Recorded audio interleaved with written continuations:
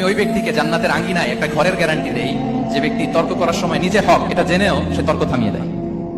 অনেক সময় হয় না, অনেকে পায়ে পাড়া দিয়ে ঝগড়া করতে আসে, এরকম আসলে নাই? আপনি চুপচাপ দেখবেন একটা বাজে কমেন্টস করতেছে, আবার কমেন্টের নিচে কমেন্ট, আবার গালি, হ্যাঁ আছে না এরকম? বিষ্ণু বলেন নিজে হক এটা জানার পরেও আর যাতে তর্ক না বাড়ে, যে তর্ক থামিয়ে দেয় জান্নাতের আঙ্গিনায়, তাকে আমি একটা ঘরের গ্যারান্টি দেই।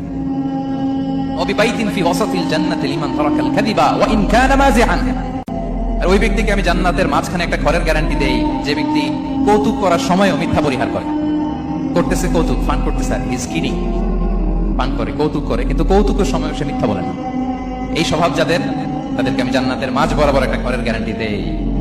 এরপর বিষ্ণু কি বলে দেখেন, তিনি বলেন ওয়াবি বাইতি ফি আ'লাল জান্নাতি লিমান হাসানা খুলুকাহু, আর জান্নাতের একেবারে হাইস্ট পিক অফ প্যারাডাইস, জান্নাতের সর্বোচ্চ স্তরে আমি একটা ঘর বা একটা বাসভবনের গ্যারান্টি ওই ব্যক্তিকে দেই যে তার আচরণটা সুন্দর করেছে, যে সুন্দর আচরণের অধিকারী হয়েছে, তাকে জান্নাতের হাইস্ট পিকে আমি একটা বাসভবনের গ্যারান্টি দেই। তাহলে বলেন তো আমাদের আচরণটা সুন্দর করার দরকার আছে না নাই? এটা খুব ছোটখাটো একটা আমল, তাই না? কথা বলেন দক্ষিণ কোরিয়া প্রবাসী ভাইরা, আওয়াজ করে বলেন এটা কি ছোট আমল? দেখলে সালাম দিব, সুন্দরভাবে কথা বলবো, ভালো উইশ করব, হ্যাঁ, হিংসা জিঘাংসা অহংকার থেকে মুক্ত থাকবো, খিটখিটে মেজাজের হব না, অলওয়েজ স্মাইলিং ফেস থাকবে আমার, হৃদ্যতাপূর্ণ আচরণ। এই কাজটা কি ছোট আমল? আওয়াজ করে বলেন এই আমলটা কি ছোট না বড়?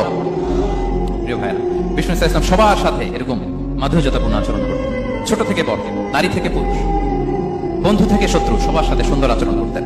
এবং তার এই চমৎকার আচরণে মুগ্ধ হয়ে তার অনেক শত্রু মুহূর্তে তার বন্ধুতে পরিণত হয়েছে।